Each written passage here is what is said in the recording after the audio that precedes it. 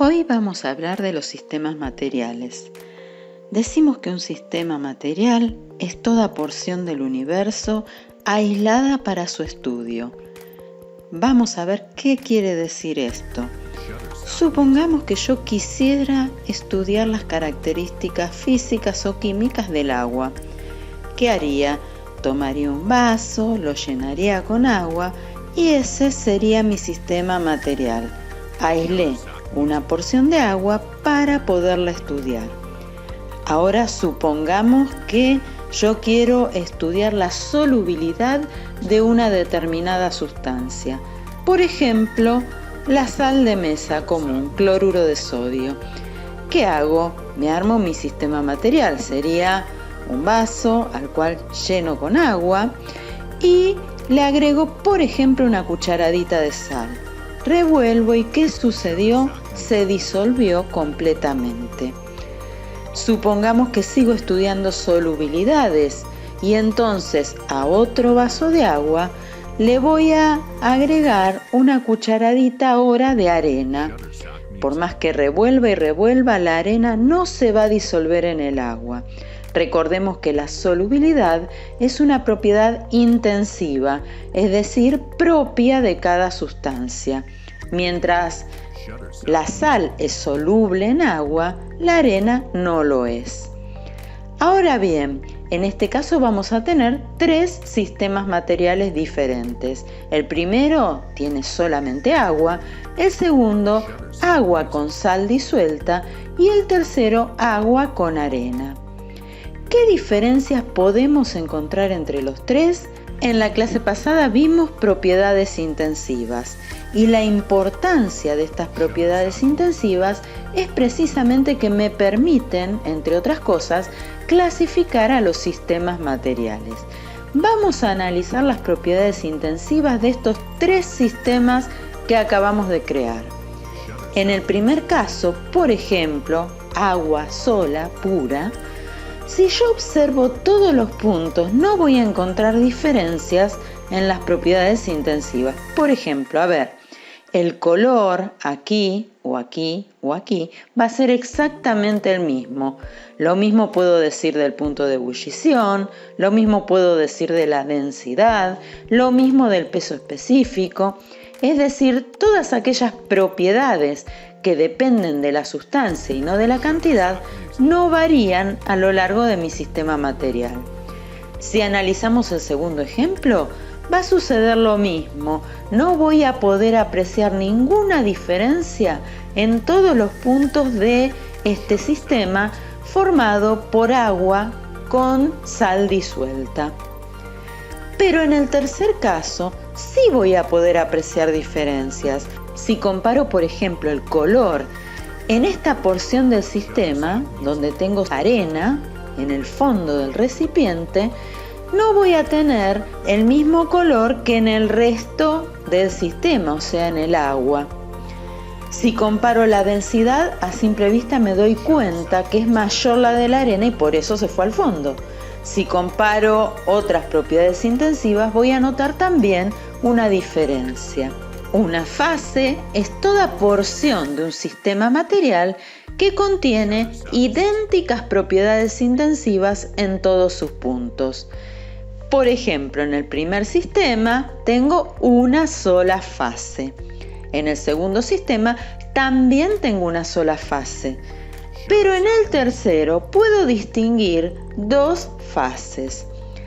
Ahora, ¿las fases tendrán que ver con la cantidad de sustancias que tengo? No.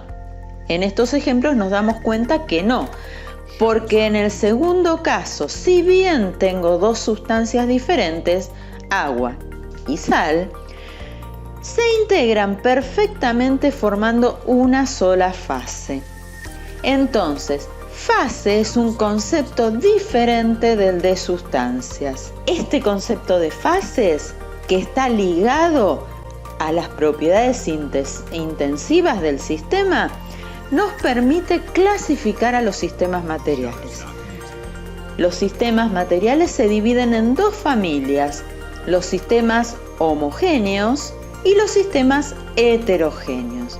Los sistemas homogéneos son aquellos que tienen una sola fase.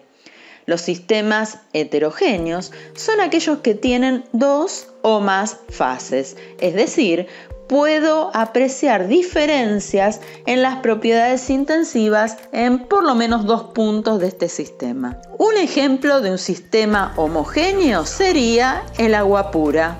Otro ejemplo, el agua salada que preparamos en el segundo sistema. Ahora bien, sabemos que en el caso del agua pura yo estoy teniendo una sola sustancia. Este tipo de sistema homogéneo se llama sustancia pura. Una sustancia pura es, por ejemplo, un sistema compuesto solamente por agua, o solamente por arena, o solamente por azúcar. En cambio, en el segundo sistema tenemos dos sustancias perfectamente integradas en una sola fase. En el caso del agua salada, yo tengo un segundo tipo de sistema homogéneo que se llama solución. En esta solución tengo una sustancia disuelta, la sal, y una sustancia que disuelve, el agua. Cuando se trata de un sólido y un líquido, me doy cuenta fácilmente quién disuelve a quién. Obviamente, el líquido está disolviendo al sólido. En el caso de tener dos líquidos, y no vimos ningún ejemplo de esto todavía, pero tengamos en cuenta que no pueden ser cualquier líquido. Supongamos, ¿qué líquidos puedo tener que formen una sola fase? Por ejemplo, agua y alcohol. Por ejemplo, agua y vinagre. Es decir, sustancias que se mezclan perfectamente. Esas sustancias que se mezclan perfectamente las llamamos líquidos miscibles. ¿Por qué? Porque se mezclan tan perfectamente que no puedo distinguir la diferencia entre uno y otro.